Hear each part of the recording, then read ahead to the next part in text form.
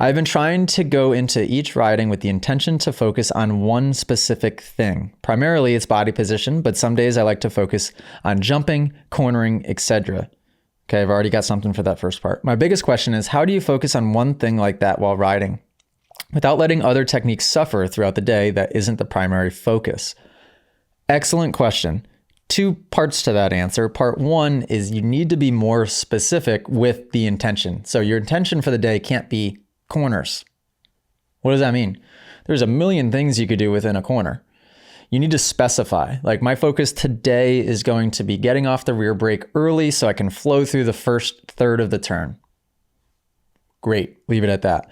My focus today is going to be really focusing on core strength to be able to fix my posture so I can have my hips in the right position while I'm going through the mid part of the corner or the exit of the corner. Great, leave it at that.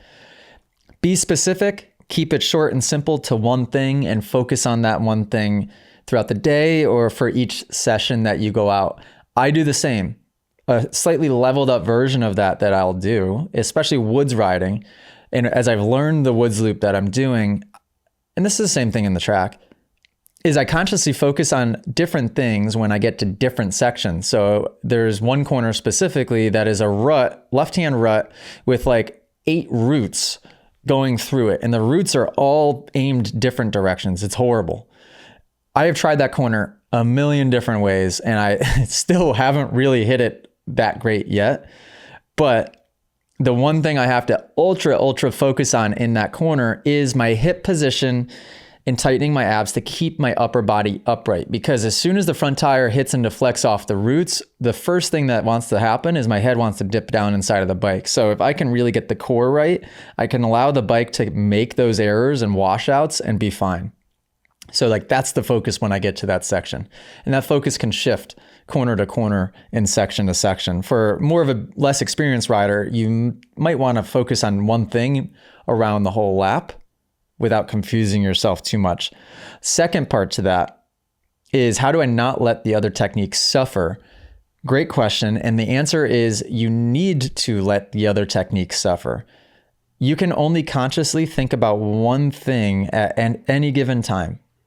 You cannot consciously think about more than one thing. So what that means is that when you're consciously thinking about the one thing, guess what all the other movements and techniques are going to start doing? They will go to your automatic, to your subconscious, to the downloaded program, which means that if you haven't established good habits yet with all of those other things, you will resort back to all of the old habits. You have to be okay with that.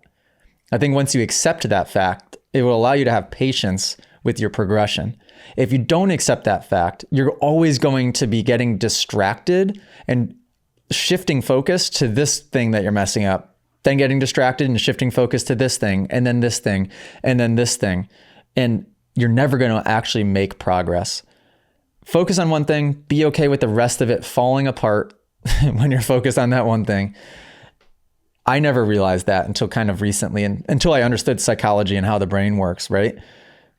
So realize that, be patient with yourself, go slow so that when the other things do fall apart, it doesn't get too dangerous. And then do your best to really practice the one thing until it becomes subconscious, automatic. And it's a beautiful thing, because once it does, basically you can cross that thing off the list for now and move on to the next one. And then your downloaded behavior might not have to be perfect, right? But let's say it's 60% of the way there. It's better than 20%. So that way it won't fall apart as much when you move on to the next thing. If you guys enjoyed this podcast clip and you want to listen to full episodes, you can do so on Spotify and Apple Music. If you want to send in your own video submission, you can join us in the Moto Academy family inside of the Moto Academy app by just going to themotoacademy.com. That's also where you can sign up for a class. Okay, guys, see you next episode.